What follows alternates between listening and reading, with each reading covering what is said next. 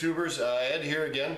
So I've got a couple of people send me messages asking me a question about the chuck I use for my lathe, which it's kind of a neat thing.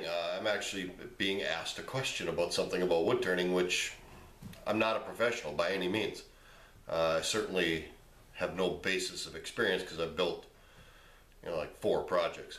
But at any rate, I've had some people send me messages asking me about the chuck I used, where I got it, how I like it, things like that. So I'm going to do this quick video, not going to take very long. I'm going to basically go over the chuck, what I like about it, what I don't like about it, why I bought it, why I went with the chuck that I went with, and we'll go from there. So I'm going to point the camera down, and we're going to take a look at the chuck that I bought and that I use for wood turning. So just sit right where you're at, and we'll take a look at this thing. Alright, so here we are. This is the box that my chuck came in. It's from LathePro International. The workshop outfitters, there's their website, www.woodprotools.com. This chuck is what they call the LathePro series. WP0201 Wood Lathe Chuck Kit. They call it a kit because it's more than just a chuck in here. But first off, I bought this on eBay. It was $139, which I thought was extremely reasonable. And also was not the only reason I bought this. I didn't buy this solely on the price point. There was actually several determining factors that made me choose this chuck, but price point certainly didn't hurt. $139 for what I'm going to get in this box, I thought was real reasonable in comparison to some of the other high-end chuck kits out there. So upon opening the box up, and I'm going to scoot this back so I can get everything in, you get the tools you need to operate the chuck. These are the rods you use to tighten and loosen it up. This is the Allen wrench that you use to need to change the jaws out. You get 3 sets of jaw types. You get a number 1 pin jaw, number 2 round jaws, number 3 round jaws, and a number 1 step jaw, all in the same box. So upon opening the box, the first thing you see is the step jaw, and it's exactly what it is. It's got a step in it. You can hold 2 different sizes of work. The small step right here will hold 5/8 of an inch to 2.5 inches. The larger step will hold 1.5 to 3 3/8 inches. So you get that, and you can see how often I've used it. I haven't even taken the zip tie off of it yet. It's still the way it came in the box. You also get this set pin jaws. The number 1 pin jaws. It's an outside grip only. It'll hold a 1 inch to 2 7/8 inch piece of work, and these are not dovetailed. These are straight, and they've got really nice. If I can get it on the camera there. They've got really nice serrations in there to grip your work, and they really hold positively. So that's the pin jaw. You get a number 3 round jaw set, which you can grip inside or outside. To grip it inside, it'll take 1.5 inches. Or no, correction. To grip inside, it'll take 3 inches to 5 inches. To grip outside here, it'll take 3.5 to 5.5 inches. So inside it'll go 3 to 5, outside it'll go 3.5 to 5.5. That's the number 3 round jaws. The number 2 round jaws also, they come installed on the chuck already, and I can see why, because this is the one I use the most. There again, it's inside and outside gripping capability. On the inside grip, it'll take 1.5 inches to 3 3/8, and on the outside grip it'll take 2 inches to 3 7/8 inch. So those are the 4 jaws you get. You get the step, you get the pin, the number 2 and the number 3 round jaws. What else you get with this kit is you get a bowl screw, which the jaws hold, so you can put the bowl screw in while the jaw or the chuck is in place. And the one thing that was actually another determining factor for me purchasing this was the headstock adapter. That was important to me because I have an odd size headstock. My headstock is a 3/4 inch headstock, and these jaws or these chucks are almost all 1 inch. Mine's a 3/4 by 16 thread, and these jaws are all 1 inch by 8 thread, which I couldn't put this on my lathe, but it came with the adapter that fit my 3/4 inch spindle. That was another determining factor for it. Just having that. So what have I got going for me? I've got price point going. It was $139. I got the adapter that I needed for my lathe. You may not need this. This might not be important to you.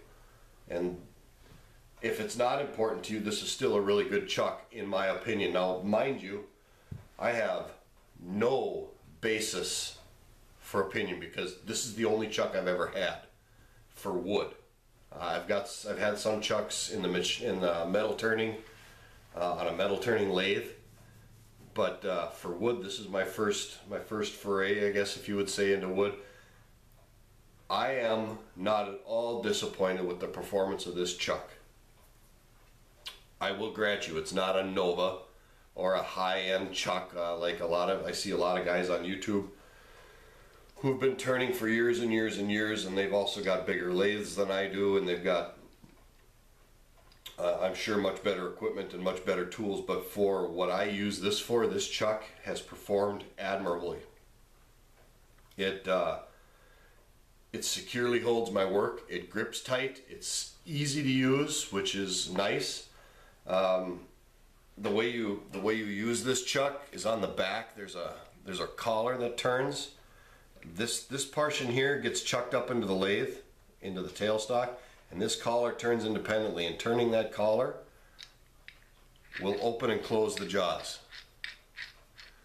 So now you've got some of the more high-end chucks, you know, you've got a T-handle wrench and you stick it in the hole and you turn it, and when you turn that wrench, all these jaws open up together like this.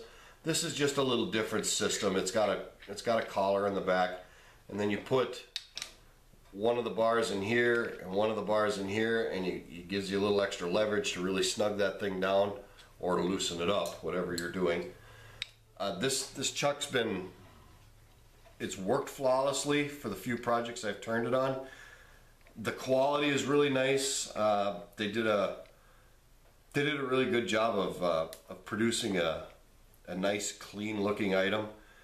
There's no rough casting marks or anything like that.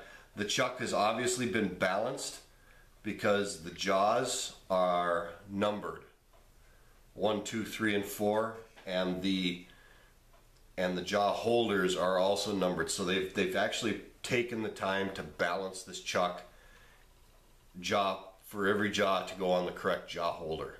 So there's no vibration.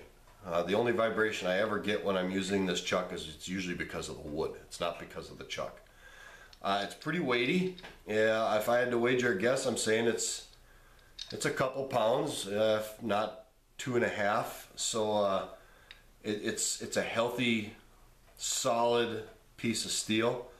One thing I noticed immediately on my little lathe, it takes a little longer to get it to spin up, but at the same time it also takes a little bit more effort to slow it down.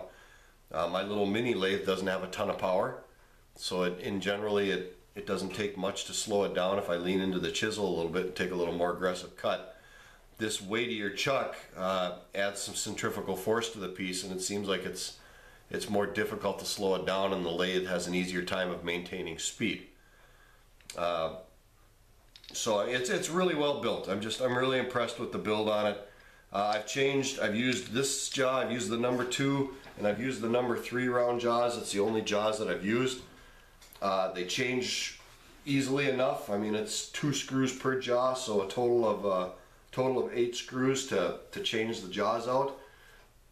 I'm not in that big a hurry where I need to have any faster of a system than that. So it works just fine for my intents and purposes. The box, it was nice that it came in a nice shipping box, but I actually don't store these things in the box because it's just a little cumbersome to get them in and out of there. They've got some pockets in the box where these parts are all supposed to sit, and to be quite honest with you, they're a bit of a snug fit. And this pocket over here where the pin and the number 3 round jaws are supposed to sit, it's actually kind of difficult. It's a bit of a pain in the butt to get them out of there. So I don't ever store them in this box, but I did keep the box, you know, in case I ever move or whatever. I have the box available, and I don't throw anything away, which is a problem. All in all, the Chuck is it's been a real good system for me. It's performed well. It's the price is right in there where it needs to be. It came with everything that I needed it to come with, and for a beginning turner like I am, I'm perfectly happy with the performance of the Chuck. LathePro Series WP0201 is the part number. They call it a 4-inch self-centering wood lathe chuck.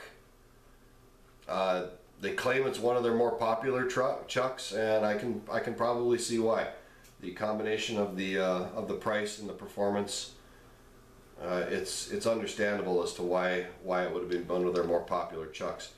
To quote or to use a phrase from some of my friends over in the UK, it's a lovely bit of kit. It really works good for me. I'm real impressed with it. I'm happy with it, and like I said, I have zero basis for my opinion, but it's the first one I've had.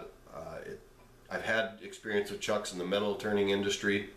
I was a fabricator and a machinist for a number of years, and a welder. So I mean, I've got some experience in the metal arena, and taking my experience from that and putting my opinion into this chuck, I think this is a really well-made chuck, especially for the money. The one thing I do notice is I notice that the jaws aren't terribly tight, and it's not the jaws, it's the jaw holders inside the chuck. This thing it's not a precision fit. I mean, it's not a real snug fit. I'm sure if you bought a more expensive or a higher end chuck, those tolerances might be a little tighter. But when you get a piece of work in there, it snugs everything up nice and solid. I have taken parts out of the chuck and put them back into the chuck in the same orientation. You know, mark the part with the jaw and put it in the same spot that it was. And the part comes back just about perfectly true, but it doesn't true perfectly every time.